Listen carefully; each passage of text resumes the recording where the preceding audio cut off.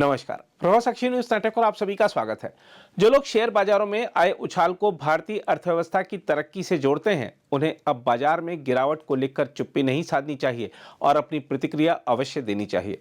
जिस तरह निवेशकों के लाखों करोड़ रुपए स्वाहा हो रहे हैं और सरकार बस सब कुछ देखते रहने को मजबूर है, उससे खास तौर पर छोटे निवेशकों में डर का माहौल है। एक दिन पहले यानी शुक्रवार को ही निवेशकों को 9 लाख करोड़ रुपए की चपत लग गई, क्योंकि वैश्विक शेयर बाजारों में गिरावट के बीच घरेलू शेयर बाजार में बीएसई सेंसेक्स 1414 अंक लुढ़क गया। दरअसल अमेरिकी राष्ट्रपति डोनाल्ड ट्रंप की ओर से दी जा रही शुल्क दर की नई चेतावनियों से वैश्विक व्यापार युद्ध की आशंका बढ़ी है। इसके साथ ही विदेशी संस्थागत निवेशकों की सतत पूंजी निकासी ने भी निवेशकों की कारोबारी धारणा को प्रभावित किया है। देखा जाए तो इस भारी गिरावट से बीएसई सेंसेक्स पिछले साल 27 सितंबर को हासिल 85,978.25 के अपने रिकॉर्ड शिखर से अब तक 12,780.15 अंक यानी 14.86% नीचे आ चुका है। वहीं एनएसई निफ्टी 27 सितंबर 2024 को 26,277.35 के अपने सर्वकालिक उच्च स्तर से अब तक कुल 4,152.65 अंक यानी 15.80% टूट चुका है। आर्थिक विश्लेषकों का कहना है कि यह गिरावट मुख्य रूप से कनाडा और मेक्सिको से अमेरिकी आयात पर 25% शुल्क लगाने की चिंता से हुई है। इसके साथ ही चीनी वस्तुओं पर 10% अतिरिक्त शुल्क लगाने के ऐलान से भी बाजारों में चिंता है।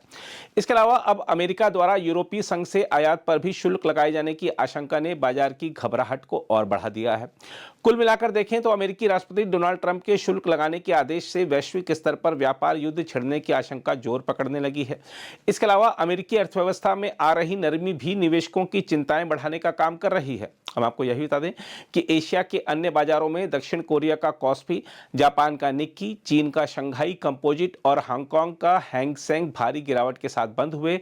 यूरोप के अधिकांश बाजार गिरावट के साथ कारोबार कर रहे थे। गुरुवार को अमेरिकी बाजारों में भी भारी गिरावट दर्ज की गई थी। आर्थिक विश्लेषकों का यह भी कहना है कि बाजारों में इस स्तर की गिरावट आमतौर पर कई कारकों के एक साथ आने से होती है। जैसे कई बड़ी कंपनियों के तिमाही नतीजे उम्मीद से कमतर रहने के चलते भी निवेशकों की धारणा प्रभावित हुई।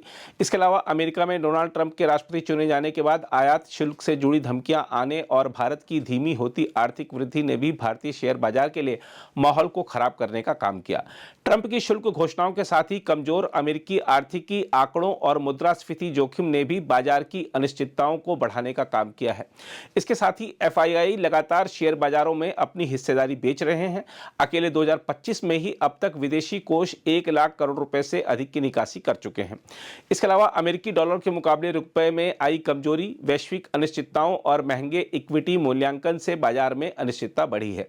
साथ ही विदेशी संस्थागत निवेशक अपना पैसा अधिक आकर्षक मूल्यांकन वाले बाजारों जैसे चीन में लगा रहे हैं। इसके अलावा विदेशी संस्थागत निवेशकों की भारत से बाहर निकलने की रणनीति पर रोक लगने के कोई संकेत भी नहीं दिखाई दे रहे हैं। इसकी वजह से भी बाजारों पर भारी दबाव बना हुआ है। दरअसल अधिक मूल्यांकन के कारण निवेशक यहां अपने इक्विटी निवेश को घटा रहे हैं। आर्थिक विश्लेषकों का कहना है कि अमेरिकी बॉन्ड का प्रतिफल बढ़ने, डॉलर में मजबूती, रुपए में कमजोरी और भारतीय शेयरों के बढ़े हुए मूल्यांकन ने विदेशी निवेशकों के बीच भारतीय शेयरों का आकर्षण घटा दिया है। इसकी वजह से विदेशी निवेशक यहां से निकासी कर रहे हैं। साथ ही उपभोक्ता खंड, वाहन और निर्माण सामग्री सहित प्रमुख भारतीय क्षेत्रों की उम्मीद से खराब तिमाही रिपोर्ट से कंपनियों के मुनाफे पर संदेह पैदा हो रहा है। इसके अलावा बाजार पर मंडरा रहा एक बड़ा जोखिम वैश्विक व्यापार युद्ध की आशंका है। हम आपको बता दें कि अमेरिका ने हाल ही में इस्पात और एल्यूमिनियम आयात पर 25% शुल्क लगाने की घोषणा की है, जबकि अन्य वस्तुओं पर वह जवाबी शुल्क लगाने पर विचार कर रहा है।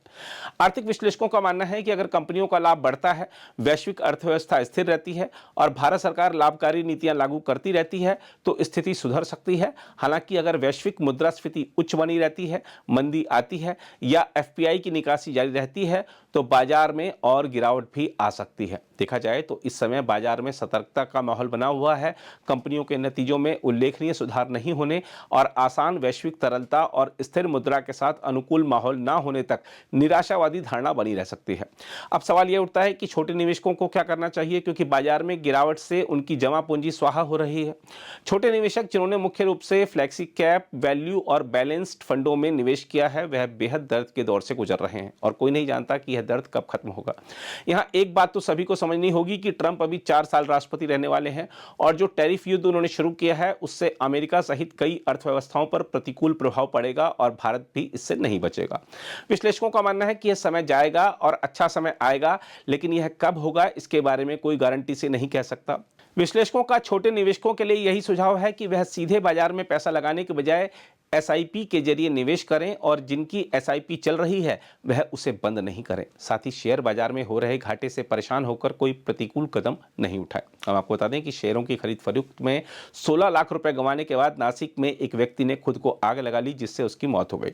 दूसरी ओर अब शेयर बाजारों की गिरावट एक राजनीतिक मुद्दा भी बन चुकी है। समाजवादी पार्टी के अध्यक्ष अखिलेश यादव ने भारत के शेयर बाजारों में आई गिरावट के लिए विदेशी निवेशकों द्वारा पैसा निकालने को जिम्मेदार ठहराया है और तर्क दिया है कि यह भाजपा के नेतृत्व वाली सरकार के तहत देश की अर्थव्यवस्था में विश्वास की कमी को दर्शाता है। सोशल मीडिया प्लेटफॉर्म एक्स पर एक पोस्ट में अखिलेश यादव ने कहा, देश के शेयर बाजार के लगातार गिरने का कारण यदि विदेशी निवेशकों का भारतीय बाजार से पैसा निकालना है तो यह दर्शाता है कि विदेशी निवेशकों का भारत की वर्तमान अर्थव्यवस्था से भरोसा उठ गया है। उन्होंने कहा, निवेश को आकर्षित करने के नाम पर करोड़ों रुपए खर्च किया जाना निरर्थक अपव्यय है। इसका एक अर्थ यह भी निकलता है कि स्थानीय उद्योग उत्पादन बुरी तरह प्रभावित हुआ है। सपा नेता अखिलेश यादव ने कहा, जनता के हाथों में पैसों की बेहद कमी है, जिसके कारण आंतरिक मांग लगातार घट रही है और कंपनियों का मुनाफा भी। कंपनियों के मुनाफे में से बीजेपी सरकार की चंदा वसूली भी भारतीय बाजार को हतोत्साहित कर रही है, जिसका नकारात्मक असर शेयर बाजार पर पड़ रहा है। उन्होंने सत्तारूढ़ दल बीजेपी पर कटाक्ष करते हुए कहा कि निवेशक कहे आज का, नहीं चाहिए भाजपा। बहरहाल सोमवार को जब बाजार खुलेंगे तब देखना होगा कि क्या स्थिति रहती है। यह भी देखना होगा कि इस गिरावट को थामने के लिए सरकार की ओर से क्या पहल की जाती है। अगर आप भी लेना चाहते हैं देश दुनिया की तमाम जानकारी तो आज ही सब्सक्राइब करें हमारे चैनल को। साथ ही नीचे दिए बेल आइकन को जरूर दबाएं ताकि हर अपडेट आप तक पहुंच सके।